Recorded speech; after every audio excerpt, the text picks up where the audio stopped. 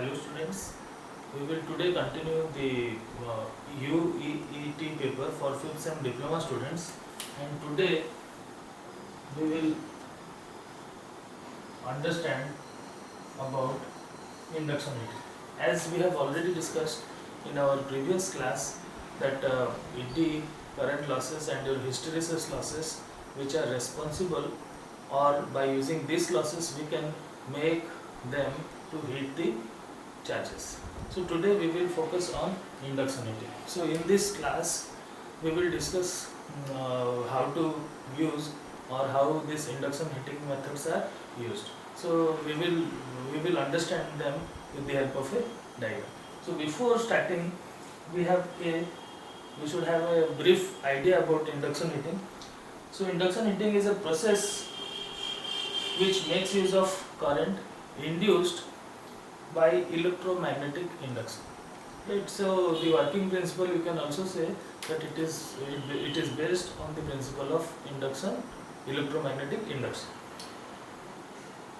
It is based on the principle of transformer again, because it is the transformer action only by which the heating is made. Now further, when there is a primary, when we fed this primary through a AC input, what will happen? Then a flux will be induced. Now this flux, if it is linked magnetically with the charge, then we can heat this charge by the principle of this induction.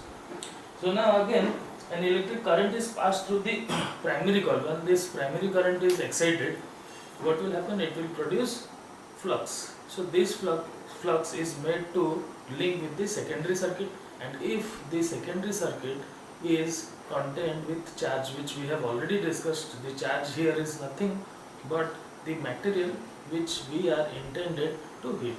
Now this has to be heated by this process. Now we will understand also where this kind of heatings are used. The main use of this induction heating is case hardening. Case hardening is the what you can say, if there is a precious measuring instrument or any instrument, the outer ring covering, which is also called as the case, it can be hardened by this induction heating. Now the other uses of induction heatings are your soldering also. In soldering also we are using this induction heating principles. Now the types of induction furnace that are employed for melting metals, which is in your courses. So we will understand what are the different types. So basically there are of three types. So first one is direct core type. In core type, I am talking about for core type. So first one is your direct core type. The second one is vertical core type, and the last one is coreless type or indirect core type.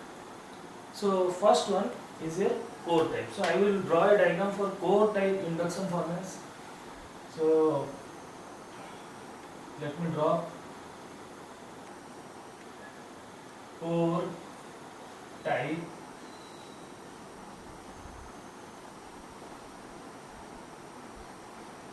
induction furnace. Right, student? So we will draw a transformer like arrangement.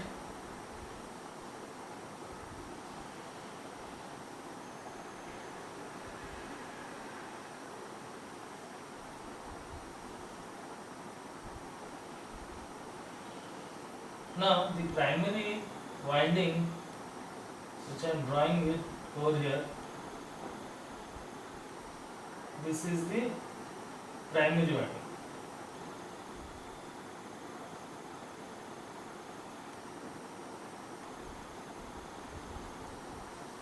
Right, this is the primary side. Now as we have discussed a little moment ago, that when this primary winding will be excited, what will happen? It will set up a flux. So I am just drawing the flux, and the flux direction for any moment, let us be from right to left, is this way, and we have written the flux as phi over here. Now this flux is made to cut to the charge, or it is magnetically coupled. So what we will do, we will place the charge. So there is an arrangement.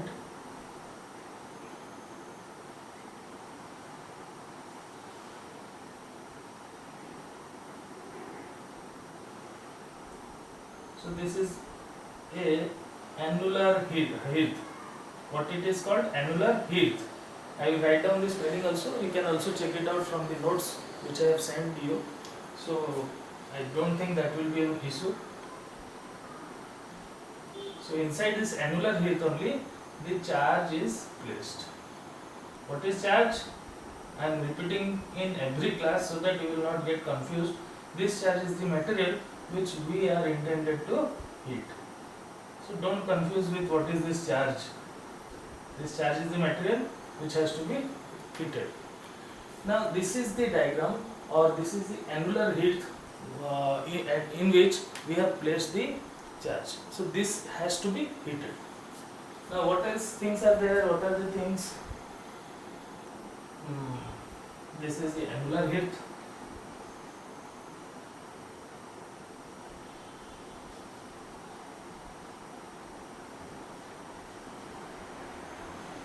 Right. So I have just shown you one. This is also the annular heat. For simplicity and for complete, no, there will be no complexity. So I have shown you just one. You can also put an arrow mark over here also. It is also the annular hearth, right? So what else? There is an trough, TROUGH.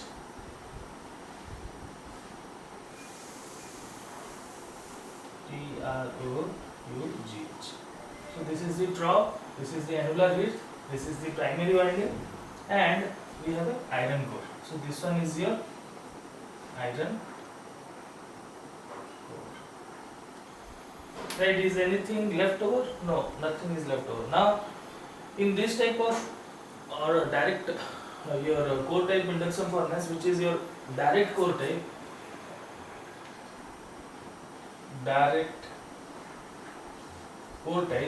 it consists of a primary winding and the secondary side is made to link magnetically with the charge. Now this charge is placed in an annular heath, and this heath is the place where the your charge will be placed. Now let us understand with the help of this theory. This charge forms the secondary winding and consists of only a single turn. So students, you must be thinking, where is the turns, because here it is clearly visible that it is having some number of turns, but in secondary, as I told you, it consists of only one single turn. So how this single turn is there? So student, just imagine if this is the annular heat, it is annular. What do you mean by annular? It is a round ring type structure, and I have shown you in a sectional view, cross sectional view. So if I will show you in the top view how this hearth will be appearing, it will be a circular container, and inside which there will be the core. So this is the core, na? Throughout the core it is core, and we are having the hearth circular. So its name is annular hearth, which is shown you like this because it is in the shape of V, and if we will watch it from the top, it will appear like a round container which will have the a container like structure and will be used for heating this hearth. Right, now further, so again this hearth is having this charge, and as this charge is in molten state, the total volume will be appearing as a single layer, or it is consist of a single turn. So that is the reason why it has been written as single turn. The secondary consists of a single turn coil. Now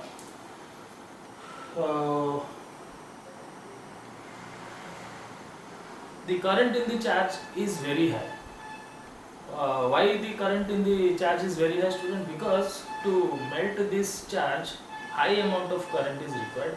So the current in the secondary side or the charge inside the charge is very high, and it is in the order of several thousand amperes.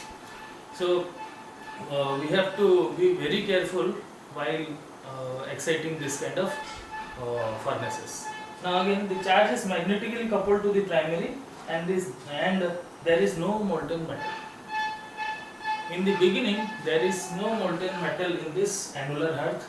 After some time or during starting we have to pour a little amount of molten metal. Why molten metal has to be poured? Because look student, during initial stage this charge will be in a solid state. So if they will be in a solid state, then the total conducting path will not be complete. Because why? There must be some gaps also. So to make them conducting, we initially have to provide them a continuous path. So due to which the secondary will be totally a closed one. So we will pour a little amount of molten charge in this annular earth. Now this is also done. Suppose I have prepared this molten state and I will just remove this molten charge and I will next pour some other your charge so that it will be also molten.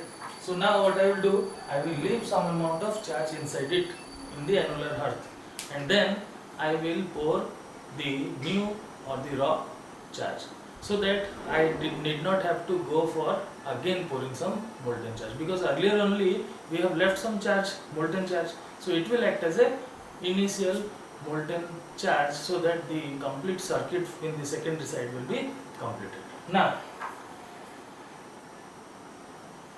there are some drawbacks in this kind of heating.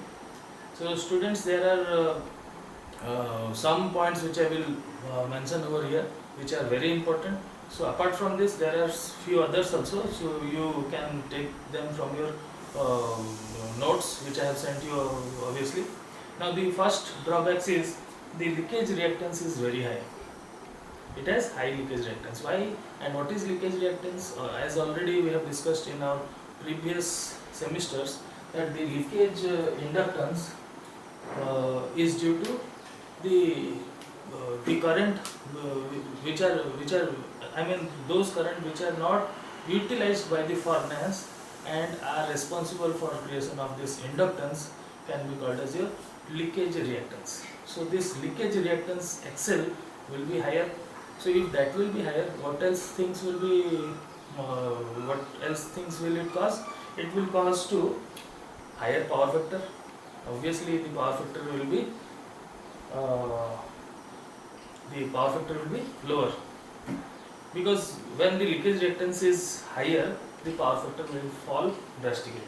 And due to poor magnetic coupling, so students, here the magnetic coupling which is shown in this diagram is not very perfect. Why it is not very perfect? Because we are providing an annular earth and thereby its shape and its outer diameter will not be so perfect as in the case of a transformer. So due to this reason, there is a leakage reactance. As a result, the power factor drops the power factor is very poor. And also the odd shape of the crucibles. What are the crucibles? This annular, the kind of the container or the material which is used to store the charge are called as crucibles. Due to this uneven shape of these crucibles, it is not convenient to start the heating. So due to the odd shapes of the crucibles also, it becomes difficult for heating these charges. Now the last one is that for the furnace is also equipped with MG set, that is motor generator set, because we need frequent changing these frequencies so that the heating effect will be increased, because we already know so how if we will go on changing the frequency, how it affects the heating. So there will be an additional motor generator set required so that the temperature which we intend to provide this furnace will be achieved.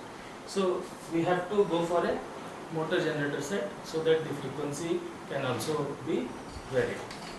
Now this was all about your direct core type induction furnace. Second type we will discuss in our today's class is vertical core type induction furnace. So I will draw a diagram so that it will be a little easier for you. So let it be here. I will draw a diagram. Yes. So big diagram. So just have patience and you complete it.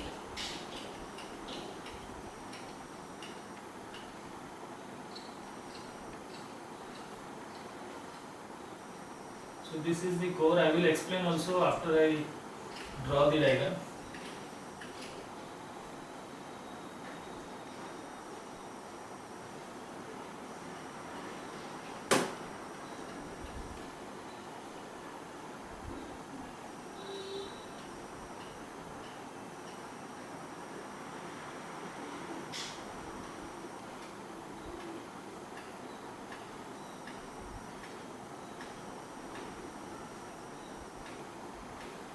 Now, what else?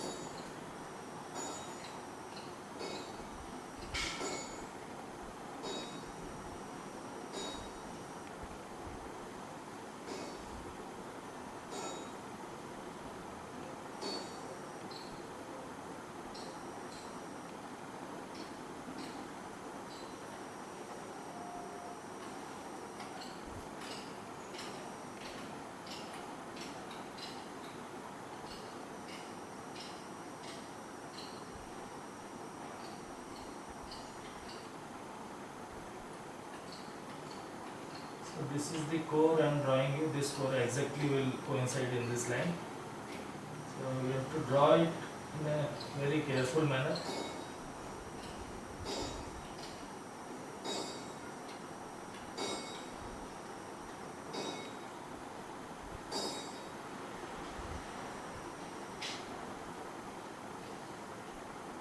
I think yes, it is visible now.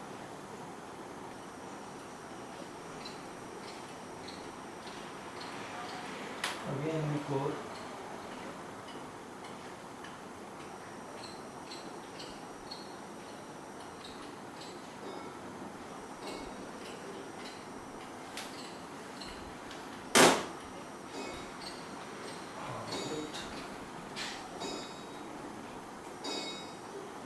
So there will be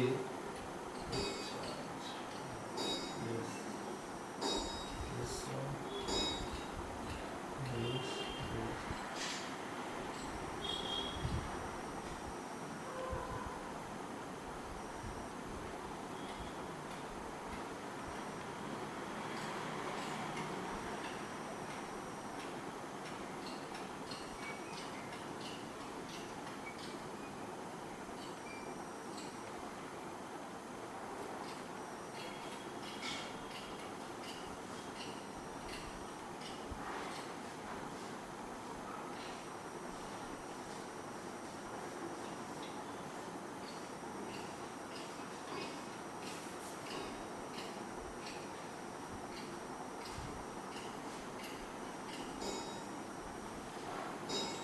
What else is left?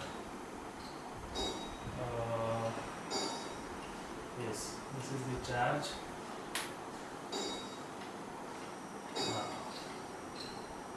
This one and this one. So, what are its parts? I will just mention it over here and I will make you explain. And this type of furnace is known as Ajax Watt vertical core furnace. So its name is Ajax AJX Watt WYA double T vertical core furnace. Vertical core furnace. Right. So its part I will just tell you so that it will be easier for you also so that you can make the parts in your notes. So firstly, it is the core which is shown over here. These are the cores, right?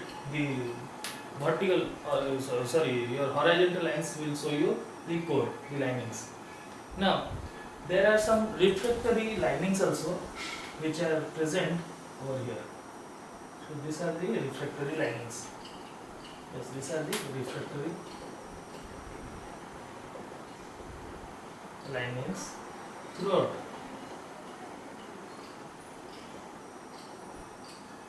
So these are the refractory linings, and this is the core.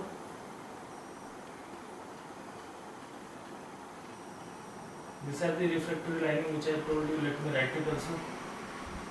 Refractory lining.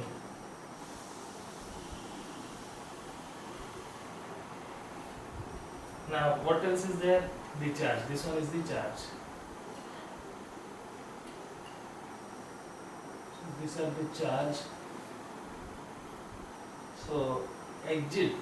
So this is the exit path from where the molten metal or the charge will be exited.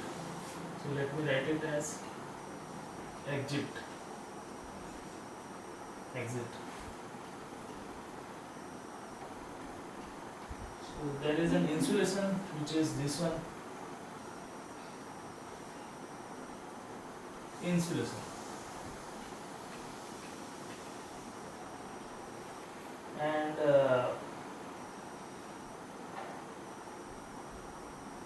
there is a winding which is this one. This is known as your primary winding. This one, the thicker line which I have drawn, is the primary winding.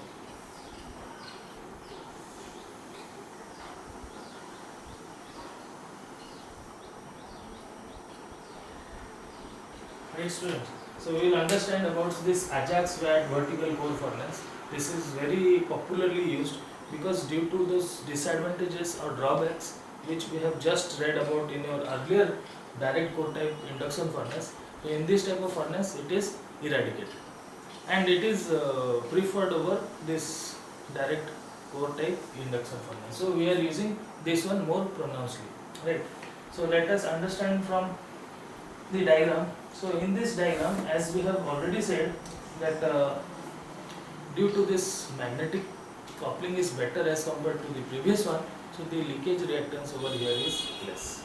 So if it is less, what will happen? If this leakage reactance is less, we will have improved power factor. In this case, the reactance in the leakage reactance was higher. So as a result, the power factor was lower. But in this case, the power factor is improved. Right. So if the power factor is improved, now again this kind of induction furnace works with normal frequency. So the requirement of motor generator, additional motor generator set is also optional. So we can also save, or we can also do not require any additional motor generator set so as to change their frequencies. Now necessary to keep the V full in metal to maintain continuity of secondary circuit. It is very important because this V section should always be filled with charge, because so that the secondary will be always occupied, right?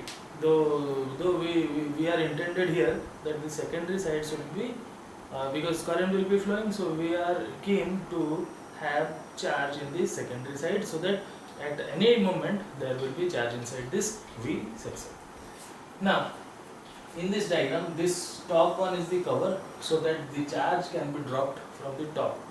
Right? I have shown two arrows. This suggests the charge. This charge is over here, and when there will be excitation to the primary, what it will form? It will form magnetic flux. This magnetic flux, the path to these fluxes will be these charges. And if this current is higher, then they will induce higher rates of heating. As a result, this charge will be heated up, and this heated charge is exited by this path. So there is a question in your mind, students, how this charge will be exited if it is present at the top.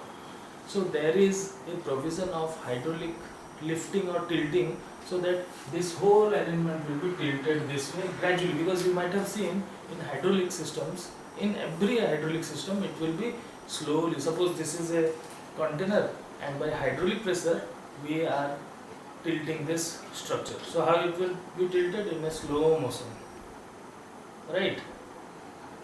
It will be done this way.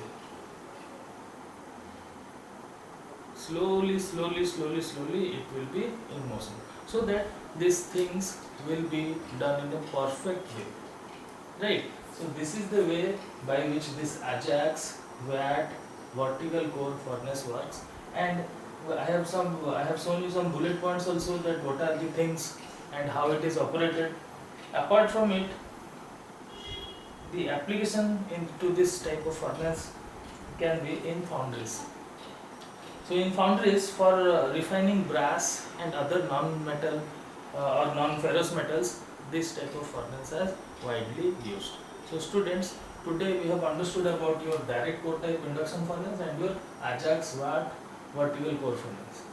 From the examination point of view, this type of furnace is quite regularly asked. You cannot, you can say that it is a compulsory question in your exams also.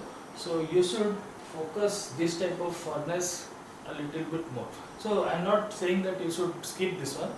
You should also understand this one, but you should understand the working of this Ajax VAT furnace quite in a good way. So hope you have been benefited from this class, and just make some notes regarding these two types of furnace in your note copy.